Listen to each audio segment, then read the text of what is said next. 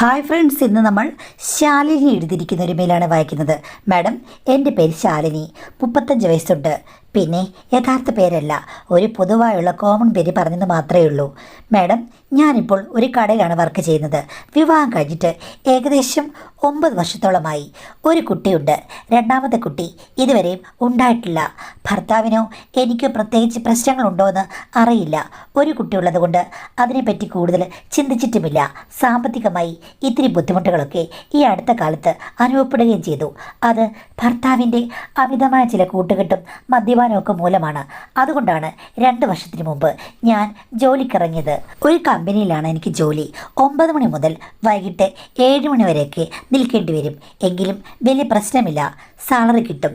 പിന്നെ മകനെ നോക്കാൻ വേണ്ടിയിട്ട് വീട്ടിൽ എൻ്റെ അമ്മയുണ്ട്. അമ്മായിമ്മയും മരുമകനും തമ്മിൽ വലിയ പ്രശ്നങ്ങളൊന്നുമില്ല. ഭർത്താവ് കുടിച്ചിട്ട് വന്നാലും എൻ്റെ അമ്മ സപ്പോർട്ടാണ്. അതുകൊണ്ട് പുള്ളിക്ക് പ്രശ്നമൊന്നുമില്ല. കുടിച്ചെന്ന് പറഞ്ഞിട്ട് പുള്ളിയുടെ പണം കുറേ പോകുന്നുണ്ട്, സാമ്പത്തികമായ പ്രശ്നമുണ്ടെന്നല്ലാതെ എന്നോട് വലിയ കുഴപ്പങ്ങളൊന്നുമില്ല. താല്പര്യമൊക്കെ കുറവാണ്, പക്ഷെ വഴക്കൊന്നും ഉണ്ടാക്കില്ല. എവിടെയെങ്കിലും വന്ന് കിടന്ന് ഉറങ്ങിക്കോളും. മറ്റു പെണ്ണുങ്ങളുമായിട്ടും അങ്ങനെ അടുപ്പമൊന്നും സൂക്ഷിക്കുന്ന ആളല്ല. പക്ഷേ മദ്യപാനം പുള്ളിയെ മറ്റൊരാളാക്കി മാറ്റി എന്ന് മാത്രം. ഞാൻ ഉപദേശിച്ചു, പല സമയത്ത് ഡോക്ടറെ കൊണ്ട് കാണിക്കുകയും ചെയ്തു. പക്ഷേ അതിൽ നിന്ന് മാറുന്നില്ല. കാര്യം കുറേയധികം കൂട്ടുകെട്ടുകളുണ്ട്. ചില ആത്മാർത്ഥ സുഹൃത്തുക്കളെന്ന് ചമഞ്ഞു വരുന്ന ആൾക്കാരാണ് ഇതിനെല്ലാം കാരണം. ഈ വീട്ടിൽ ഭർത്താവിന് ഫ്രണ്ട്സ് വരാനോ കുടിക്കാനൊന്നും ഞാൻ സമ്മതിക്കില്ല. എൻ്റെ അമ്മയ്ക്ക് അതൊന്നും പ്രശ്നമല്ല. മരുമകനെ വിശ്വാസമാണ്. അവൻ കുടിച്ചെങ്കിൽ കുടിക്കട്ടെ, ആണത്തത്തിൻ്റെ തെളിവാണ് എന്നാണ് പറഞ്ഞത്. അതിൽ ആണത്വമൊന്നും ഇല്ലെന്നുള്ളത് പറഞ്ഞാലും പുള്ളിക്കാരിക്ക് മനസ്സിലാകില്ല. കാര്യം എൻ്റെ അച്ഛൻ അങ്ങനെയൊക്കെയായിരുന്നു. അമ്മയ്ക്കിത് സഹിക്കാനുള്ള കഴിവുമുണ്ട്. ഭർത്താവിന് അമ്മയും അച്ഛനൊന്നുമില്ല, മരിച്ചു പോയതാണ്. അപ്പം പിന്നെ പറഞ്ഞിട്ട് കാര്യമില്ലല്ലോ മാഡം.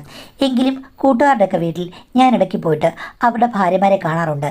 ഇങ്ങനെ സമ്മതിക്കരുത്, നിങ്ങളുടെ വീട്ടിൽ വന്നിരിക്കുമ്പോഴേക്കും നിങ്ങൾ പ്രോത്സാഹിപ്പിക്കുന്നത് കൊണ്ടാണ് ഈ പ്രശ്നം എന്ന് പറയും. ഒരു 4 കൂട്ടുകാരുണ്ട്. അതിൽ 3 പേരുടെ ഭാര്യമാരും പറഞ്ഞത് ഒരേ കാര്യമാണ്. ഭർത്താവിനോട് പറഞ്ഞു കഴിഞ്ഞാൽ കേൾക്കില്ല. ഇവിടെ വരുന്നവരെ നമുക്ക് ഒഴിപ്പിച്ചു വിടാനും പറ്റില്ലല്ലോ. ഞങ്ങൾ ജോലിക്ക് പോകുന്നില്ല, ഭർത്താവിൻ്റെ വരുമാനം കൊണ്ട് കഴിയുന്നു. അപ്പം പിന്നെ അഡ്ജസ്റ്റ് ചെയ്യേണ്ടി വരും എന്നാണ് പറഞ്ഞത്. അവരെ നമുക്ക് കുറ്റം പറയാൻ പറ്റില്ല. കാരണം എന്ന് വെച്ച് കഴിഞ്ഞാൽ അവർക്ക് ഭർത്താവ് ചിലവിന് കൊടുക്കുന്നു, കുട്ടികളുമുണ്ട്. പിന്നെ വീട്ടിലെ ബുദ്ധിമുട്ടൊക്കെ ആയിട്ട് ജോലിക്കൊന്നും പോകാത്ത സ്ത്രീകളാകുമ്പോഴേക്കും ശരി, ഭർത്താവ് എന്തെങ്കിലും കാണിച്ചോട്ടെ എന്ന് വിചാരിക്കും. വലിയ ശല്യമൊന്നും കാണില്ലായിരിക്കാം. എൻ്റെ സിറ്റുവേഷൻ അല്ല. എൻ്റെ ഭർത്താവിനോട് എനിക്ക് ചാടി കടിക്കാൻ ചെന്ന് കഴിഞ്ഞാൽ വലിയ പ്രശ്നമൊന്നുമില്ല. അവർക്ക് അങ്ങനെയാകില്ല. അതുകൊണ്ട് പിന്നെ പറഞ്ഞിട്ട് കാര്യമില്ലെന്ന് വിചാരിച്ച് ഞാനതങ്ങ് ഉപേക്ഷിച്ചു. പക്ഷേ 4ാമത്തെ ആൾ രതീഷ് എന്ന് പറഞ്ഞ ഒരാളാണ്. പുള്ളിയുടെ ഭാര്യയോട് സംസാരിച്ച് കഴിഞ്ഞപ്പോഴേക്കും അവരതിനെ നിസ്സാരമായി അവഗണിക്കുകയാണ് ചെയ്തത്.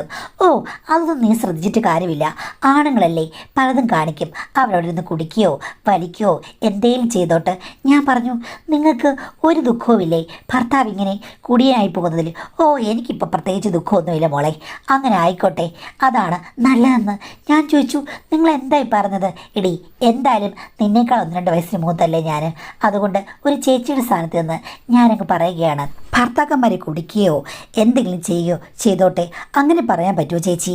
അവസാനം നമുക്കല്ലേ ഭർത്താക്കന്മാരെ നഷ്ടമാകുന്നത്. ഇവന്മാരൊക്കെ നഷ്ടമായി കഴിഞ്ഞാൽ എന്താടി, ഒരു കുഴപ്പമില്ല. കാത് കുത്തിയവൻ പോയാൽ കമ്മലിട്ടവൻ വരും. ചേച്ചിക്ക് ഇതൊക്കെ എങ്ങനെ നിസ്സാരമായി പറയാൻ പറ്റുന്നു എന്ന് ചോദിച്ചു കഴിഞ്ഞപ്പോഴേക്കും പുള്ളിക്കാരി പറഞ്ഞു, അങ്ങനെ എൻ്റെ മനസ്സ് പാകമായി. കാര്യം ഭർത്താവിനെ കൊണ്ട് ഗുണമുണ്ടോ എന്ന് ചോദിച്ചു കഴിഞ്ഞാൽ പണം കൊണ്ട് തരുന്നുണ്ട്. അതല്ലാതെ കുടിച്ചിട്ട് എൻ്റെ മേക്കിട്ട് കയറാൻ വന്നു കഴിഞ്ഞ് കഴിഞ്ഞിട്ടുണ്ടല്ലോ, ചപ്പാത്തിക്കോലിട്ട് ഞാൻ ഒറ്റ അടി വെച്ച് കൊടുക്കും. പാതി പൊങ്ങി നിൽക്കുന്ന വീരവാദങ്ങളൊക്കെ അതോടുകൂടി എന്നേക്കുമായി അവസാനിക്കും എന്ന് ചേച്ചി പറഞ്ഞു. അപ്പോൾ ചേച്ചി, മറ്റു പ്രശ്നങ്ങളൊക്കെ ഉണ്ടോ? ഹസ്ബൻഡിന് ഈ പ്രശ്നങ്ങളുണ്ടോ? ഇപ്പോൾ സഹകരണ മനോഭാവമില്ലേ? എന്നെപ്പോലെയാണോ എന്ന് ചോദിച്ചിട്ട് ഞാനങ്ങ് പറഞ്ഞു, ഭർത്താവിന് താല്പര്യമില്ലെന്ന്. അത് കേട്ട് ചേച്ചി പൊട്ടിച്ചിരിച്ചു. കുടിക്കുന്നവന്മാരൊക്കെ വിശ്വസിക്കുന്നത് എന്താണെന്നറിയാമോ? വലിയ കഴിവുള്ളവന്മാരായിട്ട് മാറുകയാണെന്ന്. അത് ശരിയാണ്. വല്ലപ്പോഴങ്ങനെ മദ്യപിച്ച് കഴിഞ്ഞാൽ ശരിയാ, നല്ല മൂടോ അല്ലെങ്കിൽ എന്തെങ്കിലും ഒരു കാര്യം നടക്കും. ഇതിപ്പോൾ സ്ഥിരം മദ്യപനായി കഴിഞ്ഞാൽ അവന് അപജയത്തിലേക്ക് പൊയ്ക്കൊണ്ടിരിക്കുകയാടി. ഒരു ഗുണവുമില്ല സ്ത്രീകൾക്ക് അവരെ കൊണ്ട് എന്നുള്ളത് ഇവർക്കറിയില്ല. ഒരു കണക്കിന് നോക്കുമ്പോൾ ആദ്യകാലങ്ങളിൽ നിന്നെപ്പോലെ ഞാൻ ദുഃഖിച്ചു. പിന്നെ എനിക്ക് മനസ്സിലായി ഇവർ കുടിയന്മാരായത് നമ്മുടെ ഭാഗ്യമാണെന്ന്. അതെന്താ ചേച്ചി അങ്ങനെ പറഞ്ഞത്? എടി, അവർ അവരുടെ കാര്യം നോക്കി എവിടെയെങ്കിലും കുടിച്ച് കിടന്നോളും, നമുക്ക് പ്രശ്നമൊന്നുമില്ല. അവരുടെ കാര്യത്തിൽ കൈയിടാൻ ചെല്ലരുത്, അതുപോലെ വഴക്കുണ്ടാക്കാനും ചെല്ലരുത്. പിന്നെ പണം, അത് ശരിയാണ്. പണം കുറഞ്ഞു വരും. അപ്പം നമ്മൾ എന്താ ചെയ്യേണ്ടത്? ഒരു ജോലിക്ക് അങ്ങ് പോവുക, നീ പോയ പോലെ. അതാണ് ഞാനും കണ്ടെത്തിയത്. നിന്നെപ്പോലെ തന്നെ എനിക്ക് ജോലി ഉണ്ടെന്ന് അറിയാമല്ലോ. ഇപ്പോൾ അങ്ങയുടെ കാര്യത്തിൽ ഞാൻ ശല്യം ചെയ്യാറില്ല, അങ്ങനെ എന്നെ ശല്യം ചെയ്യില്ല. ഒരു വഴിക്കൂടെ രണ്ടും അങ്ങ് പോകുന്നു. പക്ഷേ നിനക്കറിയാത്ത മികച്ചൊരു കാര്യമുണ്ട്. കാര്യം ഇത്രയും നാളും എനിക്കൊരു ഗുണമുണ്ടായത് ഇങ്ങയുടെ കുടിയിൽ നിന്നാണ്. അതിനെപ്പറ്റി നിനക്ക് പറഞ്ഞാൽ മനസ്സിലാക്കാൻ പറ്റുമോ എന്ന് എനിക്കറിയില്ല എന്ന് ചേച്ചി പറഞ്ഞു. എന്ത് ഗുണമാ ചേച്ചി എന്ന് ചോദിച്ചു കഴിയുമ്പോഴേക്കും അവർ പറഞ്ഞു, ഗുണങ്ങൾ ഇഷ്ടം പോലെയുണ്ട്. പറഞ്ഞു കഴിഞ്ഞാൽ നിനക്ക് ദഹിക്കുമെന്നറിയില്ല. എന്നാലും ചേച്ചി പറ, ഞാനൊന്ന് കേൾക്കട്ടെ. എടി, എന്തായാലും ഇവന്മാർ നമ്മുടെ ജീവിതം കുളമാക്കി. അവരെ വെറുതെ വിട്ടെന്ന് പറഞ്ഞല്ലോ. പിന്നീടുള്ള ഗുണം ഞാൻ എന്താ ഓർത്തത്? എൻ്റെ ഭർത്താവ് എന്നെ സ്നേഹിക്കുന്നു, കുട്ടികളുണ്ട്, അങ്ങയുടെ കൂടെ അടങ്ങി ഒതുങ്ങി കഴിയാം. അങ്ങേര് കൺകണ്ട ദൈവം, അങ്ങേരെ മാത്രമേ എനിക്ക് അറിയുകയുള്ളൂ. അങ്ങനെ വിചാരിച്ചാണ് പല വീട്ടമ്മമാരും കഴിയുന്നത്. പക്ഷേ ഇവന്മാർ കുടിച്ചിട്ട് എന്തൊക്കെ കാണിക്കുന്നത് നമുക്കറിയില്ല. ഇപ്പോഴല്ലേ കുടിച്ച് ഓഫാകുന്നത്. അല്ലാതെ കുടി തുടങ്ങുന്ന കാലഘട്ടത്തിൽ ഇവർക്ക് പല ബന്ധങ്ങളുമുണ്ട്. വീട്ടിലിരിക്കുന്ന പെണ്ണുങ്ങൾ ഭർത്താക്കന്മാർ നോക്കിയിരിക്കും. പക്ഷേ ഇവന്മാർ പുറത്തുനിന്ന് എല്ലാ കാര്യങ്ങളും കഴിഞ്ഞിട്ട് നമ്മളോട് സ്നേഹം പ്രകടിപ്പിക്കാൻ വരും. നമ്മളോർക്ക്, അയ്യോ എൻ്റെ ഭർത്താവ് ചുറ്റിക്കറങ്ങി വന്നു എൻ്റെ അടുത്തേക്ക്, ഞാനില്ലാതെ അങ്ങേർക്ക് ജീവിക്കാൻ പറ്റില്ലെന്ന്. പക്ഷേ എന്താ, വേസ്റ്റ് കുട്ടെ കൊണ്ടിടുന്ന പോലെയാണ് നമ്മുടെ അവസ്ഥ. നമ്മൾ വേസ്റ്റുകളായിട്ട് മാറുകയാണ്. എവിടേക്കോ കറങ്ങി നടന്നിട്ട് അവസാനം എല്ലാം കൊണ്ടുവന്ന് ഡംപ് ചെയ്യുന്നത് നമ്മുടെ മേലേക്കാണ്. അപ്പോൾ അങ്ങനെ ആകണോ എന്നുള്ളത് നമ്മൾ തീരുമാനിക്കണം. ചേച്ചി പറഞ്ഞു വരുന്നത് എനിക്ക് ഒന്നും മനസ്സിലാകുന്നില്ല. നിന്നോട് യഥാർത്ഥത്തിൽ പറഞ്ഞിട്ട് മനസ്സിലാകുന്നില്ലെന്ന് എനിക്ക് മനസ്സിലായി. ഇനി ഞാൻ നഗ്നമായ സത്യം ഞാനങ്ങ് പറയാം. എന്താ ചേച്ചി ആ സത്യം? എടി, എൻ്റെ ഭർത്താവ് കുടിയനായിരുന്നു. ആദ്യകാലങ്ങളിൽ വലിയ കുഴപ്പമില്ല, എന്തൊക്കെയോ ചുറ്റുകളികളുണ്ടായിരുന്നു. ഞാൻ കിടന്ന് കരഞ്ഞു, നെഞ്ചത്തടിച്ചു. പക്ഷേ പ്രത്യേകിച്ച് ഗുണമൊന്നും ഉണ്ടായില്ല. അങ്ങേര് അത് തുടർന്നു. നിൻ്റെ ഭർത്താവൊക്കെ കൂടെ ഉണ്ടല്ലോ. ഇങ്ങനെ ആയി കഴിഞ്ഞപ്പോഴേക്കും ഞാൻ ഓർത്തു ഒരു ജോലിക്ക് പോകണം. അങ്ങനെ ഞാൻ ജോലിക്ക് പോയി. വരുമാനം ഞാൻ അങ്ങ് അഡ്ജസ്റ്റ് ചെയ്തു. അത് കഴിഞ്ഞ ശേഷം വഴക്കുണ്ടാക്കാതിരുന്നു. ഇതൊക്കെ ചേച്ചി പറഞ്ഞതാണല്ലോ. ഇനി എന്താ കാര്യം? ഇനിയാണ് യഥാർത്ഥ കാര്യം വരുന്നത്. അതായത് അങ്ങേരും ഞാനും തമ്മിലുള്ള ബന്ധങ്ങളും മറ്റ് സ്നേഹപ്രകടനങ്ങളും കുറഞ്ഞു വരുന്ന കാലഘട്ടമാണ്. പക്ഷേ ഒരു സ്ത്രീക്ക് ഭർത്താവല്ലേ ഏറ്റവും പ്രിയപ്പെട്ടവന്. എങ്കിലും നമ്മൾ പ്രതീക്ഷിക്കുന്ന ഒരു കാര്യം നടക്കുന്നില്ല. സ്നേഹവുമില്ല, ഒരു മണ്ണാങ്കട്ടയില്ല. അപ്പോഴാണ് എനിക്ക് തോന്നിയത്, എന്തിനാണ് ഇങ്ങനെ നടക്കുന്ന ഭർത്താവിൻ്റെ സ്നേഹത്തിനായി നമ്മൾ കാത്തിരിക്കുന്നത്? മറ്റു പലരും നമ്മളെ സ്നേഹിക്കാൻ വേണ്ടി കാത്തിരിക്കുകയല്ലേ? അത് ഈ ഗ്യാപ്പിൽ കൂടി അങ്ങ് ഫില്ല് ചെയ്തതോ? ചേച്ചി പറഞ്ഞു വരുന്നത്, എടി, എൻ്റെ ഭർത്താവ് കുടിക്കാൻ തുടങ്ങിയതിൽ പിന്നെ എനിക്ക് ഏറ്റവും ഉപകാരം ഉണ്ടായിട്ടുണ്ട്. അങ്ങനെ കുടിച്ചു കഴിയുമ്പോഴേക്കും ഫ്രണ്ട്സിനെ വീട്ടിൽ കൊണ്ടുവരും. അതിൽ ബോധമുള്ളവന്മാരെ കാണുമല്ലോ, നമുക്ക് ഇഷ്ടമുള്ളവന്മാരും കാണുമല്ലോ. ഇയാൾ അടിച്ച് പൂസാകും. അപ്പോൾ എന്താ ഗുണം? അതിൽ നല്ലവനൊരാൾ നമ്മളോട് വന്ന് ഒന്ന് സൊല്ലിയാൽ നമുക്കും നമ്മളുടെ കാര്യങ്ങൾ റിലാക്സായി നടന്നു പോകും. ഇനി നമുക്കിഷ്ടമില്ലെങ്കിൽ ഓടിച്ചു വിടുകയും ചെയ്യാം, ഷൗട്ട് ചെയ്യാം. പക്ഷേ ഇതിനിടയ്ക്ക് ചിലപ്പോൾ കുടിക്കാത്ത കൂട്ടുകാരന്മാരൊക്കെ വരും. അവർക്കും നമ്മളൊരു കാപ്പിയിട്ട് കൊടുത്ത് ഒന്ന് സൽക്കരിച്ചു കഴിഞ്ഞാൽ നല്ല കിളുകിളുന്ന പിള്ളേരുണ്ട്, കൊച്ചു പിള്ളേർ. അവന്മാരുടെ സ്നേഹവും നമുക്ക് കിട്ടും. ചേച്ചി എന്തായി പറഞ്ഞത്? അതെടി, എൻ്റെ ഭർത്താവിൻ്റെ കുടി സൗഹൃദം കൊണ്ട് എനിക്ക് ഗുണമേ ഉണ്ടായിട്ടുള്ളൂ. ഒന്ന് മാത്രം മോഹിച്ച ഞാനിപ്പോൾ പാലാഴി കടഞ്ഞെടുത്ത പല വൻമലകളും കണ്ടു കഴിഞ്ഞു മോളെ എന്ന് പറഞ്ഞു. ചേച്ചി എന്തായി പറഞ്ഞത്? ഉള്ളതാണോ പറഞ്ഞത്? അതേടി, ഞാനങ്ങ് തീരുമാനിച്ചു. എന്തായാലും ഭർത്താവെന്ന പേരിനൊരാൾ വേണം. പക്ഷേ കുടിയനാണെന്ന് പറഞ്ഞ് നെഞ്ചത്തിടിക്കാൻ എനിക്ക് പറ്റില്ല. എൻ്റെ കാര്യങ്ങൾ ഞാനൊന്ന് തേടി. അത് കഴിഞ്ഞപ്പോഴേക്കും എനിക്ക് കിട്ടിയത് ഒത്തിരി അവസരങ്ങൾ മാത്രമായിരുന്നു. ഭർത്താവ് കുടിയനാണെങ്കിൽ അതിൻ്റെ കൂട്ടത്തിൽ ഗുണങ്ങളുമുണ്ടെന്ന് നീ മനസ്സിലാക്കുക. ഇഷ്ടം പോലെ ഫ്രണ്ട്സുണ്ട്. നിനക്കറിയാമോ, ഇപ്പോൾ ഒരു 2-3 വർഷമായിട്ട് എൻ്റെ ജീവിതത്തിൽ പുറമേ നിന്ന് നോക്കുന്നവർക്ക് എന്തെങ്കിലും പ്രശ്നങ്ങൾ കാണും. പക്ഷേ ഞാൻ അതീവ സന്തോഷം അനുഭവിച്ചുകൊണ്ടിരിക്കുകയാണ്. ഞാനിപ്പോൾ ശരിക്കും ഒത്തിരി പേരുടെ മോഹിനിയും കാമിനിയുമാണ്. ഇപ്പോൾ ഞാൻ ആ എണ്ണം പറഞ്ഞു കഴിഞ്ഞാൽ നീ ഞെട്ടും. ഒരു 30 മേളെങ്കിലും കാണും മോളെ എന്ന് പറഞ്ഞു. ഷൂ ചേച്ചി, ഇതൊക്കെ തെറ്റല്ലേ? തെറ്റാണ്, ഞാൻ ഒരു തെറ്റുകാരിയാണ്. നീ ഇപ്പോൾ പോയി പുറത്ത് പറഞ്ഞാലും എനിക്കൊന്നുമില്ല. പക്ഷെ നീ പറയില്ലെന്ന് എനിക്കറിയാം. ആ വിശ്വാസം കൊണ്ടാണ് ഞാൻ നിന്നോട് പറഞ്ഞത്. അതുകൊണ്ട് ഞാൻ ഒരു കാര്യം പറയാം. എൻ്റെ പൊന്നുമോളെ, ഭർത്താവിനെ കുടി നിർത്താൻ വേണ്ടി നീ കൊണ്ടുപോകേണ്ട കാര്യമില്ല. നിനക്ക് വേറെ ഓപ്പർച്യൂണിറ്റി തുറന്ന് കിടക്കുകയാണ്. ഭർത്താവിൻ്റെ കാര്യം പറഞ്ഞ് പരിതാപപ്പെടാതെ നീ ആ വാതിൽ തുറന്ന് അകത്തേക്ക് കയറുക മോളെ, നന്നായിരിക്കും. അന്ന് ശരിക്കും ഞെട്ടിയിട്ടാണ് ഞാൻ അവിടുന്ന് പോകുന്നത്. അപ്പം എനിക്ക് മനസ്സിലായി ഭർത്താവിൻ്റെ പുറകെ നടന്നിട്ട് കാര്യമില്ല. ചേച്ചി പറഞ്ഞതിൽ എന്തെങ്കിലും കാമ്പും കഴമ്പും കാണും എന്നോർത്ത് ഞാൻ ചേച്ചി ഇടയ്ക്കിടയ്ക്ക് വിളിക്കാൻ തുടങ്ങി. ചേച്ചിയുടെ അനുഭവം എങ്ങനെയായിരുന്നെന്ന്. ചിലപ്പോൾ കുടിച്ചു കഴിഞ്ഞിട്ട് ഭർത്താവിനെ കൊണ്ടാക്കാൻ വേണ്ടിയിട്ട് ആരെങ്കിലും വരും. ചിലപ്പോൾ ഓട്ടോ ഡ്രൈവർമാരായിരിക്കും, അല്ലെങ്കിൽ മറ്റാരെങ്കിലും കൊണ്ടുവരും. അപ്പോൾ ഹസ്ബൻഡിനെ കൊണ്ടുപോയി ഒന്ന് കിടത്തും, അല്ലെങ്കിൽ ഇത്തിരി ഭക്ഷണം ചോദിക്കും. അതൊക്കെ അങ്ങ് കൊടുത്തു കഴിയുമ്പോഴേക്കും എവിടെങ്കിലും കിടന്ന് കൂർക്കം വലിച്ചുറങ്ങും. പക്ഷേ ഈ കൊണ്ടുവിടാൻ വന്ന അല്ലെങ്കിൽ വീട്ടിൽ വന്ന കൂട്ടുകാർക്ക് പലർക്കും നമ്മളോട് നല്ല ഇഷ്ടമായിരിക്കാം. അവരത് പ്രകടിപ്പിക്കും. അപ്പോൾ നോക്കിയും കണ്ടും അങ്ങ് പെരുമാറുക. നമുക്ക് ഇഷ്ടമുള്ളവരാണെങ്കിൽ സ്വീകരിക്കുക, അല്ലാത്തവരാണെങ്കിൽ അവിടെ വെച്ച് നമ്മൾ ഷൗട്ട് ചെയ്യുക. അവിടെ നമ്മൾ പതിവ്രതകളാകണം. പിന്നെ ചില സമയങ്ങളിൽ നമ്മൾ മോഹിനികളുമാകണം എന്ന് ചേച്ചി എനിക്ക് പറഞ്ഞു തന്നു. എടി, എന്താ നിനക്ക് പരീക്ഷണങ്ങൾക്ക് തുടക്കം കുറിക്കാൻ ആഗ്രഹമുണ്ടെന്ന് ചോദിച്ചു. ഞാൻ പറഞ്ഞല്ല, ചേച്ചിയുടെ കഥ എങ്ങ് കേൾക്കാൻ വേണ്ടി ഞാൻ ചോദിച്ചതാണെന്ന്. എൻ്റെ കഥ മോളെ, വേലിക്കൽ നിന്ന് ചാടാനുള്ള നിൻ്റെ ആഗ്രഹം എനിക്ക് മനസ്സിലായി. എന്തായാലും ഞാൻ നിന്നോട് പറഞ്ഞതോടുകൂടി നിൻ്റെ മനസ്സിൽ ഞാനൊരു വല്ലാത്ത സ്ത്രീയായി കാണും. നീ എന്തായാലും നിൻ്റെ കാര്യം നോക്ക്. എനിക്കിപ്പോൾ അമ്മനെയും ആശാനെയും പേടിയില്ല എന്ന് ചേച്ചി പറഞ്ഞു. രണ്ടും കൽപ്പിച്ച് ചേച്ചി ഒരു നൃത്തക്കാരിയായി മാറിയിരിക്കുകയാണെന്ന് എനിക്ക് മനസ്സിലായി. കഥ ഇങ്ങനെയാണെങ്കിലും ആശ്വസിക്കാൻ വകയില്ല. എൻ്റെ ഭർത്താവും അവിടെ സ്ഥിരം പോകുന്ന ആളാണ്. ചേച്ചി വെറുതെ വിടുമോ? എൻ്റെ ഹസ്ബൻഡ് എന്തായാലും സൗന്ദര്യമുള്ളവൻ തന്നെയാണ്, നടന്നു കാണും എന്തെങ്കിലും എന്ന് ഞാൻ മനസ്സിൽ വിചാരിച്ചു. അങ്ങനെ ഓർത്തപ്പോൾ എനിക്ക് വല്ലാത്തൊരു നിരാശ, വെറുപ്പ് ഒക്കെ തോന്നി. എന്നാലും ചേച്ചി പറഞ്ഞതിൽ കാര്യമുണ്ട്. ഇതിപ്പം ഇങ്ങനെ എനിക്ക് നിയന്ത്രിക്കാൻ പറ്റാത്തപ്പോൾ എന്ത് നടന്നാലും ഞാൻ ഓർത്ത് വിഷമിച്ചിട്ട് എന്ത് കാര്യം, ഇനിയെങ്കിലും ഞാൻ എൻ്റെ കാര്യം നോക്കണം എന്ന് മനസ്സിൽ വിചാരിച്ചു. പക്ഷേ എനിക്ക് ആദ്യമൊക്കെ ഇത്തിരി സ്റ്റാർട്ടിങ് ട്രബിളായിരുന്നു. ഒന്നാമതെ ഭർത്താവിൻ്റെ കൂട്ടുകാരൊന്നും ഇങ്ങോട്ട് വരില്ല. ജോലി ചെയ്യുന്ന സ്ഥലത്ത് എനിക്ക് വളരെ ഇഷ്ടമാണ് എന്ന് വെച്ച് അവിടെ എന്തെങ്കിലും ഇഷ്യൂ ഉണ്ടാക്കിക്കഴിഞ്ഞാൽ എനിക്ക് പേരുദോഷം മാത്രമേ ബാധിക്കുകയുള്ളൂ. ചേച്ചിക്ക് ചിലപ്പോൾ ഒത്തിരി ധൈര്യം കാണും, എനിക്ക് അത്രത്തോളം ധൈര്യമില്ല. സ്വതവേ ഇനി ഏതെങ്കിലും ആളുകൾ അമ്പ് ചെയ്യുകയാണെങ്കിൽ ആ അമ്പ് ഞാൻ ഹൃദയത്തിലേക്ക് സ്വീകരിക്കും, ഹൃദയത്തിലേക്ക് മാത്രമല്ല എന്ന് ഞാൻ വിചാരിച്ചു. കാര്യം അത്രയ്ക്കും എനിക്ക് ചില അത്യാവശ്യങ്ങളുണ്ടായിരുന്നു മാഡം. സ്ത്രീകളുടെ അത്യാവശ്യം സ്ത്രീയായ മാഡത്തിന് അറിയാമല്ലോ. ആ അത്യാവശ്യം നടക്കാതിരുന്നു കഴിഞ്ഞാൽ സ്ത്രീകൾ ശരിക്കും അഗ്നിജാലകളായിട്ട് മാറും. അവർ തുള്ളി ഉറഞ്ഞു കഴിഞ്ഞാൽ പിന്നെ പുരുഷന്മാർക്ക് അവരെ നിയന്ത്രിക്കാൻ പറ്റില്ലെന്ന് ചേച്ചി പറഞ്ഞത് എൻ്റെ മനസ്സിലൂടെ പോയി. എനിക്കാണെങ്കിൽ അഗ്നിജാലകൾ ജ്വലിക്കാൻ തുടങ്ങിയിട്ടേ ഉള്ളൂ. ഇപ്പോൾ കരിയില മൂടി പുകയുന്ന സ്റ്റേജാണ്. പക്ഷേ പുകഞ്ഞ് കത്തിക്കഴിഞ്ഞാൽ പറയാൻ പറ്റില്ല.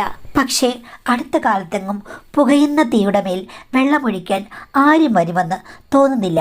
ഒരു ദിവസം ഭർത്താവ് വെളിവോടുകൂടി ഇരുന്ന് കഴിഞ്ഞപ്പോഴേക്കും ഞാൻ ഇതൊക്കെ പറഞ്ഞൊന്ന് കരഞ്ഞു. എനിക്ക് നിങ്ങളിൽ നിന്ന് സ്നേഹം കിട്ടുന്നില്ല, ഇങ്ങനെ പോയി കഴിഞ്ഞാൽ നമ്മുടെ വിവാഹബന്ധം പിരിയും എന്ന് പറഞ്ഞ് യഥാർത്ഥ സെൻറ്റിമെൻറ്റ്സ് കൊണ്ടാണ് ഞാൻ കരഞ്ഞത്. അപ്പോൾ ഹസ്ബൻഡ് പറഞ്ഞു, എനിക്ക് കൂടെ നിർത്താൻ പറ്റുമെന്ന് തോന്നുന്നില്ല, നിന്നോട് ഭയങ്കരമായ താല്പര്യം എനിക്ക് വരുമെന്നും തോന്നുന്നില്ല, വിവാഹമോചനമൊന്നും പറ്റില്ല. അപ്പം ഞാൻ ചോദിച്ചു, സ്ത്രീ എന്നുള്ള നിലയിൽ പിന്നെ ഞാൻ എന്തിനീ വീട്ടിൽ നിൽക്കണമെന്ന്. അപ്പോൾ ഹസ്ബൻഡ് പറഞ്ഞു, നീ എന്തായാലും കിടന്ന് ഇളകേണ്ട കാര്യമില്ല, നിന്നെ എത്രയോ ആളുകൾക്ക് ഇഷ്ടമാണ്, എൻ്റെ ഫ്രണ്ട്സിനൊക്കെ ഒത്തിരി ഇഷ്ടമാണ്, നിനക്ക് ഓക്കെ ആണെന്നുണ്ടെങ്കിൽ ഞാൻ ആ കാര്യത്തിൽ ഞാൻ കണ്ണടച്ചേക്കാം. പക്ഷേ നാടിനും വീടിനും നീ പ്രശ്നങ്ങൾ ഉണ്ടാക്കരുത്, നമ്മുടെ ദാമ്പത്യത്തിനും. അല്ലാതെ നീ ഏത് രീതിയിൽ പോയെന്ന് പറഞ്ഞാലും നീ തന്നെ മാനേജ് ചെയ്ത് കഴിഞ്ഞാൽ ഞാൻ നിൻ്റെ കാര്യത്തിൽ ഇടപെടാൻ വരുന്നില്ല, നിൻ്റെ കംപ്ലൈൻറ്റുകൾ തീരുമല്ലോ എന്ന് പറഞ്ഞു.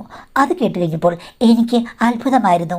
ഇതിപ്പം ഞാൻ ആഗ്രഹിച്ച കാര്യങ്ങളാണല്ലോ ഭർത്താവ് പറയുന്നത്. അങ്ങനെ ആ സംഭാഷണം ശരിക്കും ഗുണകരമായ ഒരു കാര്യമായി ഭവിച്ചു. ഇനിയിപ്പോൾ എനിക്ക് ധൈര്യമുണ്ട്, ഭർത്താവിൽ നിന്നും എനിക്ക് സമ്മതം കിട്ടി, പിന്നെ ഞാനെന്തിന് മുന്നും പിന്നും നോക്കണം എന്നുള്ളതായിരുന്നു എൻ്റെ മനസ്സിൽ. അന്നാണ് എനിക്ക് ശരിക്കും ആശ്വാസമായത്. ചേച്ചിയുടെ ഉപദേശവും ഭർത്താവിൻ്റെ സമ്മതവും രണ്ടും എൻ്റെ ജീവിതത്തിൽ നടന്ന നല്ല കാര്യങ്ങളാണ്. അന്ന് ഞാൻ ശരിക്കും മനസ്സമാധാനത്തോടുകൂടി ഉറങ്ങി. പിറ്റേ ദിവസം വൈകിട്ട് ഞാൻ ജോലി കഴിഞ്ഞ് വന്നു. അപ്പോൾ ഞാൻ ഭക്ഷണം കഴിച്ചു കഴിഞ്ഞപ്പോഴേക്കും അമ്മ എന്നോട് പറഞ്ഞു, നിന്നോട് എനിക്ക് ചില കാര്യങ്ങൾ സംസാരിക്കാനുണ്ട്. നീയും നിൻ്റെ ഭർത്താവും തമ്മിലുള്ള ബന്ധം വഷളായി വരികയല്ലേ, ഭാര്യയും ഭർത്താവും തമ്മിൽ ഇത്രയും അകന്ന് ജീവിക്കുന്നത് ശരിയല്ലെന്ന് പറഞ്ഞു. ഞാനപ്പോൾ പറഞ്ഞു, അമ്മ എപ്പോഴും മരുമകനെ സപ്പോർട്ട് ചെയ്യുകയാണ്, പക്ഷേ കാര്യങ്ങൾ എങ്ങനെയാണ്, അങ്ങേരെ കൊണ്ട് കഴിവുമില്ല, അങ്ങേരുടെ രീതിയിൽ കുടിച്ച് ജീവിക്കുന്നു, ഞാൻ എന്താണ് ചെയ്യേണ്ടത് അപ്പോഴേക്കും അമ്മ ദേഷ്യപ്പെട്ടു. എടീ, നിന്നെപ്പോഴൊരു മണ്ടിപ്പെണ്ണിനെ ഞാൻ കണ്ടിട്ടേയില്ല. ഭർത്താവെന്ന് പറയുന്നവന് ലഹരി ഭാര്യയായിരിക്കണം. ഇനിയിപ്പോൾ എത്ര വലിയ അഡിക്റ്റാണ് എന്തിലുമെങ്കിലും ഭാര്യ വിചാരിച്ചു കഴിഞ്ഞാൽ ഭർത്താവിനെ കെട്ടിയിടാൻ പറ്റും. അതിന് മിടുക്ക് വേണം. പക്ഷേ അച്ഛൻ മുഴുക്കുടിയനായിരുന്നല്ലോ. അമ്മയുടെ മിടുക്കൊന്നും അന്ന് കണ്ടില്ലല്ലോ. അച്ഛൻ മരിച്ചത് എങ്ങനെയാണ്? കള്ളു കുടിച്ചല്ലേ? എന്നിട്ട് ഈ ബുദ്ധിയൊക്കെ എവിടെ പോയിരുന്നു എന്ന് പറഞ്ഞപ്പോൾ അമ്മ പറഞ്ഞു, അന്ന് എനിക്ക് ജീവിതത്തെപ്പറ്റി ഒന്നും അറിയില്ലായിരുന്നു. പക്ഷേ ഇപ്പോൾ ഒരു ഭർത്താവ് ഉണ്ടായിരുന്നെങ്കിൽ അങ്ങേരെ ഞാൻ വരച്ച വരയിൽ നിർത്തേനെന്ന് അമ്മ പറഞ്ഞു. ആ, ഭർത്താവില്ലല്ലോ, മരിച്ചു പോയല്ലോ, ഇപ്പം എന്ത് ചെയ്യാനാണ്? അമ്മയ്ക്ക് രണ്ടാമത് കല്യാണം കഴിക്കണോ? പോയ ബുദ്ധി ആന പിടിച്ചാൽ വരില്ല എന്ന് പറഞ്ഞു. അപ്പം അമ്മ പറഞ്ഞു, ശരി, എൻ്റെ ബുദ്ധി അങ്ങ് പോയി. ഇപ്പോൾ നിനക്ക് ബുദ്ധി പറഞ്ഞു തരാൻ ഞാനുണ്ടല്ലോ, അതുകൊണ്ട് അവനെ നീ തിരിച്ചു കൊണ്ടുവരണമെന്ന് പറഞ്ഞു. ഞാൻ പറഞ്ഞു, എനിക്ക് അയാളെ തിരിച്ചു കൊണ്ടുവരാൻ യാതൊരു താല്പര്യമില്ല, അങ്ങേരുടെ ഇഷ്ടത്തിന് പോയിക്കോട്ടെ എന്ന്. അപ്പം അമ്മ പറഞ്ഞു, എടീ, എനിക്ക് നന്നായിട്ട് മനസ്സിലായി, നിനക്ക് ആടി നടക്കണം. അതിനു വേണ്ടിയിട്ടല്ലേ ഇന്നലെ നീ നിന്റെ കെട്ടിയവനും കൂടി കരാർ ഉറപ്പിക്കുന്നത് ഞാൻ കേട്ടടി. അമ്മ എന്ത് തോന്നിയാസ കാണിച്ചത്? ഞാനും എൻ്റെ ഭർത്താവും കൂടെ മുറിക്കകത്തിരുന്ന് സംസാരിക്കുന്നത് അമ്മ എന്തിനാണ് വന്ന് ഒളിഞ്ഞു കേട്ടത് എന്ന് ചോദിച്ചു കഴിയുമ്പോഴേക്കും അമ്മ പറഞ്ഞു, അയ്യോ, ഒളിഞ്ഞു കേൾക്കുന്നു. എടി, 100 പേര് കേൾക്കുന്ന രീതിയിൽ ഒച്ച പൊട്ടുന്ന പോലാണോടി ഇത്രയും രഹസ്യങ്ങൾ സംസാരിക്കുന്നത്? ഇതിപ്പം അടുത്ത വീട്ടിലെ പെണ്ണുങ്ങൾ പോലും കേട്ട് കാണും. താമസിയാതെ കരാറിൻ്റെ ഹിസ്റ്ററി നാട്ടുകാർ മുഴുവനും അറിയും. അതിപ്പം ഞാൻ നിൻ്റെ വാതിലിൻ്റെ അവിടെ വന്ന് ചെവി ഓർക്കേണ്ട കാര്യമൊന്നുമില്ല. അല്ലെങ്കിലും അതിനകത്ത് എന്ത്? നിങ്ങൾ രണ്ടിനും കൂടെ അങ്ങോട്ടും ഇങ്ങോട്ടും ഓരോ തോന്നിയാസങ്ങൾ പറയുന്നു. അല്ലെങ്കിൽ കുറേ നേരം കഴിയുമ്പോഴേക്കും രണ്ടിനെയും കൂർക്കമല്ലി. അതല്ലാതെ എന്ത് വഴി ഇത്ര കാണാൻ മാത്രം, കേൾക്കാൻ മാത്രം എന്ന് പറഞ്ഞു. അമ്മ എന്നെ പുച്ഛിക്കാണെന്ന് എനിക്ക് മനസ്സിലായി. ഞാൻ പറഞ്ഞു, അമ്മ കേട്ടല്ലോ കരാറ്, ഇനിയിപ്പം ആരെന്തൊക്കെ പറഞ്ഞാലും കുഴപ്പമില്ല, ഞാൻ കരാർ അനുസരിച്ച് മുന്നോട്ട് പോകാൻ തീരുമാനിച്ചെന്ന് പറഞ്ഞു. ആ, കഴിവില്ലാത്തോളുമാരോട് പറഞ്ഞിട്ട് കാര്യമില്ലെന്ന്. ശരിയാമ്മേ, എനിക്ക് ഒട്ടും കഴിവില്ല. എനിക്ക് കഴിവുകൾ ഇനി ഉണർത്തിയെടുക്കാനും ഒട്ടും താല്പര്യമില്ല. എനിക്ക് പറ്റുന്ന കഴിവുകൾ തേടി ഞാൻ പോയിക്കോട്ടെ എന്ന് പറഞ്ഞു. അപ്പം അമ്മ പറഞ്ഞു, മിടുക്കില്ലാത്തവളുമാർ അങ്ങനെ തന്നെ പറയുകയുള്ളൂ. ഞാൻ പറഞ്ഞല്ലോ, ഞാൻ അടിയറോ പറഞ്ഞു, എനിക്ക് മിടുക്കില്ല, ഞാൻ വേറെന്തെങ്കിലും തേടി പോയിക്കോളാമെന്ന്. അപ്പോൾ അമ്മ പറഞ്ഞു, അങ്ങനെയാണെന്നുണ്ടെങ്കിൽ ഭർത്താവിൻ്റെ മുറിയിൽ നിന്ന് നീ കിടപ്പ് മാറ്റണം, അവൻ തന്നെ കിടന്നോട്ടെ എന്ന്. അതെന്തിനാ അമ്മേ എന്ന് വെച്ച് കഴിയുമ്പോഴേക്കും, എന്തായാലും നിനക്ക് അവനെ മാറ്റിയെടുക്കാൻ പറ്റില്ലല്ലോ. അങ്ങനെയാണെങ്കിൽ ഞാൻ നിന്നെ വെല്ലുവിളിക്കുന്നു, 6 മാസം കൊണ്ട് അങ്ങനെ ഞാൻ മാറ്റിയെടുക്കുമെന്ന്. അത് കേട്ട് ഞാൻ ഞെട്ടിപ്പോയി. അപ്പോൾ അമ്മ ഇത്രയും കാലം സ്വന്തം മരുമോനെ മനസ്സിലിട്ട് ജീവിക്കുകയായിരുന്നു. ചുമ്മാതല്ല, അങ്ങനെയുടെ എല്ലാ കൊള്ളരായ്മയ്ക്കും നിങ്ങൾ കൂട്ടുന്നത് മരുമോൻ എന്ന് പറയുമ്പോഴേക്കും നിങ്ങൾക്ക് തേനൊലിക്കായിരുന്നല്ലോ എന്ന്. അപ്പം അമ്മ പറഞ്ഞു, നീ മിണ്ടരുത്, നിനക്ക് യാതൊരു താല്പര്യമില്ലെന്ന് പറഞ്ഞ് കരാറ് ഉറപ്പിച്ചവളാണ്. നിനക്ക് അവനെ മാറ്റിയെടുക്കാൻ പറ്റുമെങ്കിൽ ഓക്കെ, പറ്റുമോ എന്ന് ചോദിച്ചു. ഞാൻ പറഞ്ഞു, എനിക്ക് പറ്റുമെന്ന് തോന്നില്ലെന്ന്. എങ്കിൽ നീ മാറിക്കൊള്ളുക, അവിടെ ഞാൻ ചിലപ്പോൾ ഞാറും നടും കതിരി കൊയ്യും, നീ അത് നോക്കേണ്ട കാര്യമില്ല. പക്ഷേ ആ മുറിയിൽ നിന്ന് കിടപ്പ് മാറ്റണമെന്ന് പറഞ്ഞു.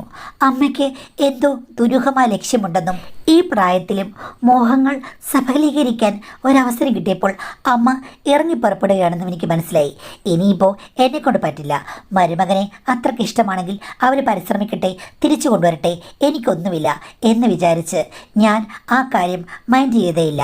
പക്ഷേ അമ്മ പറഞ്ഞതുപോലെ അമ്മയുടെ കൂടെ ഞാൻ വന്ന് കിടക്കാൻ തുടങ്ങി. എൻ്റെ മകൻ അമ്മയുടെ കൂടെയാണ്. അപ്പോൾ അമ്മയാണെങ്കിൽ സ്വതന്ത്രമായിട്ട് ഇപ്പുറത്തേക്ക് മാറിക്കിടന്നു. അങ്ങനെ ഞങ്ങൾ 3 പേരും കൂടെ ആയി. അവിടെ ഉറക്കം. ഹസ്ബൻഡ് വരുമ്പോഴേക്കും ഭക്ഷണമൊക്കെ കൊടുത്തിട്ട് ഹസ്ബൻഡിനെ ആ മുറിയിൽ വിടും. ഇനി നിങ്ങളുടെ കൂടെ ഞാൻ വരുന്നില്ല എന്ന് പറഞ്ഞു. ഹസ്ബൻഡ് തലയാട്ടുകയും ചെയ്തു. അത് കഴിഞ്ഞ് 2-3 ദിവസം കഴിഞ്ഞപ്പോഴേക്കും അമ്മ എന്നോട് പറയാൻ തന്നെ ഇറങ്ങി ഹസ്ബൻഡ് മുറിയിലേക്ക് അങ്ങ് പോയി. എനിക്ക് നല്ല വിഷമവും പ്രശ്നങ്ങളൊക്കെ ഉണ്ടായെങ്കിലും ഇതിപ്പോൾ എന്തു പറഞ്ഞാലും അമ്മ ചെയ്യുന്നതിനെ തെറ്റാണെന്ന് പറയാൻ എനിക്ക് പറ്റില്ല. കാര്യം അങ്ങേരുമായിട്ട് യാതൊരു ബന്ധവും എനിക്കില്ല. അതുമാത്രമല്ല, എനിക്കൊരു ഗുണവുമില്ല. പിന്നെ ഞാൻ അതിനെക്കുറിച്ച് എന്ത് ദുഃഖിക്കാനാണ്? തളർവാദ രോഗിയെ നല്ല രീതിയിൽ നടത്തിയെടുക്കാൻ അമ്മ എന്താ വില വൈദ്യനുമാണോ? അതുകൊണ്ട് ഒന്നും നടക്കില്ല. പോയിട്ട് പോയ പോലെ തിരിച്ചു വരും എന്ന് ഞാൻ കരുതി. പക്ഷേ അമ്മ വെളുപ്പിനെയാണ് തിരിച്ചു വന്നത്. ഞാൻ ഒന്നും ചോദിച്ചില്ല. പക്ഷേ ഒരാഴ്ച കഴിഞ്ഞപ്പോൾ അമ്മേ, എന്തെങ്കിലും ഗുണഫലങ്ങൾ ഉണ്ടാകുമോ? ഒരു മാറ്റവും ഇല്ലല്ലോ എന്ന് പറഞ്ഞു. 6 മാസമല്ല ഞാൻ സമയം ചോദിച്ചത്, അതിനു മുമ്പ് അവൻ നേരെയാകുമെന്ന് പറഞ്ഞു. നടന്നു തന്നെ എന്ന് ഞാൻ മനസ്സിൽ കരുതി. എൻ്റെ മനസ്സ് മറ്റു പല കാര്യങ്ങളും തേടിക്കൊണ്ടിരിക്കുകയായിരുന്നു. പക്ഷേ 1 മാസം കഴിഞ്ഞപ്പോൾ തന്നെ ഗുണകരമായ മാറ്റങ്ങളുണ്ടായി. ഹസ്ബൻഡ് വൈകുന്നേരം 8 മണിക്ക് മുന്നേ വരാൻ തുടങ്ങി. ആ സമയത്ത് അമ്മയാണ് ഭക്ഷണം വിളമ്പി കൊടുക്കുന്നതും സലക്കിരിക്കുന്നതും എല്ലാം. പിന്നെ ഭർത്താവ് എന്നോട് മിണ്ടാതായി. മാഡം, 6 മാസമൊന്നും എടുത്തില്ല. അതിനു മുമ്പ് തന്നെ ഹസ്ബൻഡ് കുടി നിർത്തി. വരുമ്പോൾ അമ്മയാണ് റിസീവ് ചെയ്യുന്നത്. ചോറെല്ലാം എടുത്തു കൊടുത്ത് അമ്മ ഒന്ന് കുളിച്ച് ആ മുറിയിലേക്ക് പോകും. പിന്നീട് രാവിലെ 6:30 അമ്മ മുറിയിൽ നിന്ന് ഇറങ്ങാറുള്ളൂ. പിന്നെ ഞാൻ എത്രയൊക്കെ ചോദിച്ചിട്ടും അമ്മ അതിൻ്റെ ഒരു രഹസ്യങ്ങൾ പറഞ്ഞില്ല. എന്നോട് ആ കാര്യം മാത്രം മിണ്ടരുത്, നീ ഭർത്താവിനെ ഉപേക്ഷിച്ചവളാണ്, നീ എന്താണെന്ന് വെച്ചാൽ നോക്കി പൊയ്ക്കോളൂ എന്നാണ് പറഞ്ഞത്. അതുകൊണ്ട് അമ്മയും ഞാനും ആ കാര്യം പറഞ്ഞ് ഒരു രീതിയിൽ വഴക്കും വക്കാണവുമില്ല. സത്യം പറഞ്ഞു കഴിഞ്ഞാൽ അമ്മയുടെ ജീവിതം വളരെ മനോഹരമാണ്. എൻ്റെ ഭർത്താവ് ഇപ്പോൾ ഒരു പ്രശ്നവുമില്ല. രാത്രിയിൽ അവരുടെ മുറിയിൽ നിന്നുള്ള താളക്രമങ്ങൾ കേട്ട് ഇപ്പുറത്ത് ഞാൻ ശരിക്കും ഉരുകുകയാണ്. ഭർത്താവും അമ്മയും പാടെ എന്നെ ഉപേക്ഷിച്ചു, അവോയ്ഡ് ചെയ്യുന്നു. പിന്നെ മാഡം, ആരോടും ഇത് ഷെയർ ചെയ്യാൻ പറ്റില്ലല്ലോ. ഞാൻ ഓർത്തത് എനിക്ക് ധാരാളം അവസരങ്ങൾ ഉണ്ടാകുമെന്നാണ്. പക്ഷേ ആ ചേച്ചിയെപ്പുറമൊന്നും എൻ്റെ മനസ്സ് വർക്ക് ചെയ്യില്ല. എനിക്കിതുവരെയും എൻ്റെ ആഗ്രഹങ്ങൾക്കൊത്ത ഒരാളോട്ട് കിട്ടിയിട്ടുമില്ല. ചുരുക്കം പറഞ്ഞു കഴിഞ്ഞാൽ ഇരുന്നതും പോയി, വന്നതും പോയി, നിന്നതും പോയി എന്ന അവസ്ഥയിലാണ്. അമ്മ എന്ത് മാജിക്കാണ് പ്രയോഗിച്ചതെന്ന് എനിക്കറിയില്ല. പ്രായമായ അമ്മയ്ക്ക് അങ്ങനെ മാനേജ് ചെയ്യാൻ പറ്റി, എനിക്കൊട്ട് പറ്റിയതുമില്ല.